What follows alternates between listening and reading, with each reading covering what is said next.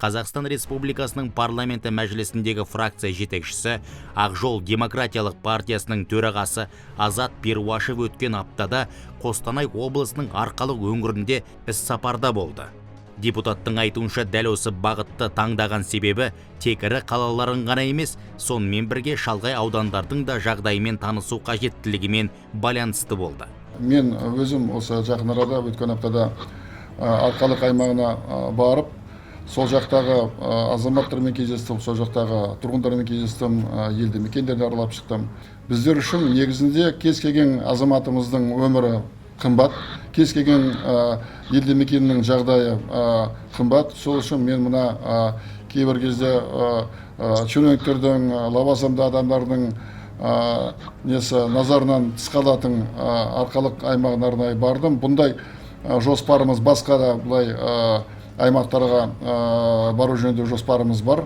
Ол меніңше қазір тек өзімнің график бойынша 10 шақты сондай сапарға дайындалып жатырмыз. Сапар барысында Арқалықтағы дәріханаларды да аралап, дәрі-дәрмектің тапшылығына көз жеткізді.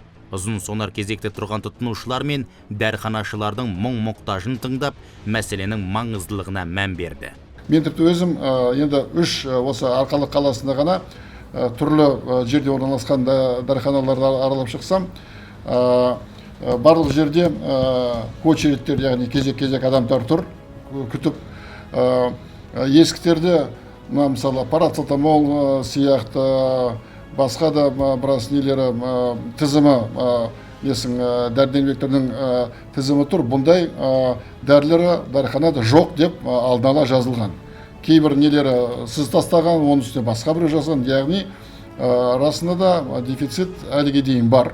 Қазір мен түсінгенімше, СК фармация қазір ең алдымен, мүмкін ол дұрыс па, дұрыс емес пе, олар ең алдымен осы мемлекеттік ауруханаларды, мемлекеттік клиникаларды дәріменен қамтамасыз етті.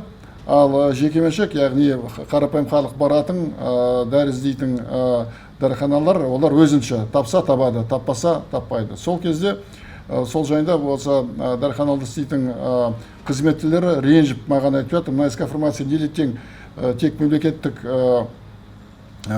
мекемелерді қамтып отыр.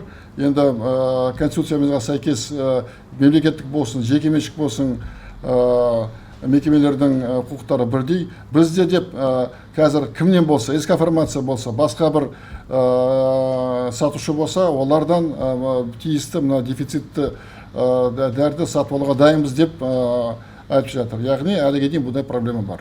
Ауруханалардың жағдайы да мәз емес. Жеке қорғану құралдары мен тыныс алу қондырғыларының жетіспейтіні белгілі болды. Олардың айтуынша где-то 60 сияқты тыныс аппараттары керек. Біз енді бұл қазір біз түрлі нелері бар ғой, осындай аппараттар, бірақ оларға күшейтілген, яғни 5-10 литрлік аппараттар керек еді.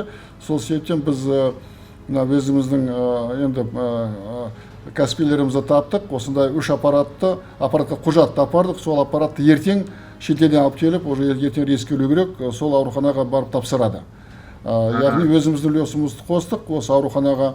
Аз қамтылған, көп балалы және қазіргі қиын жағдайда табыссыз қалған отбасылар да назардан тыс қалмады. Оларға қажетті азық-түлік жеткізіліп, көмек көрсетілді. 20 шақты жағдайы, әлеуметтік жағдайы төмен көп балалы семьяларды аралап шықтық. Қалада емес, ол Арқалықтың маңайындағы орналасқан ауылдарда орналасқан семьялар, соларды аралап шығып, оларға да енді азық-түлікпенен көмектестік.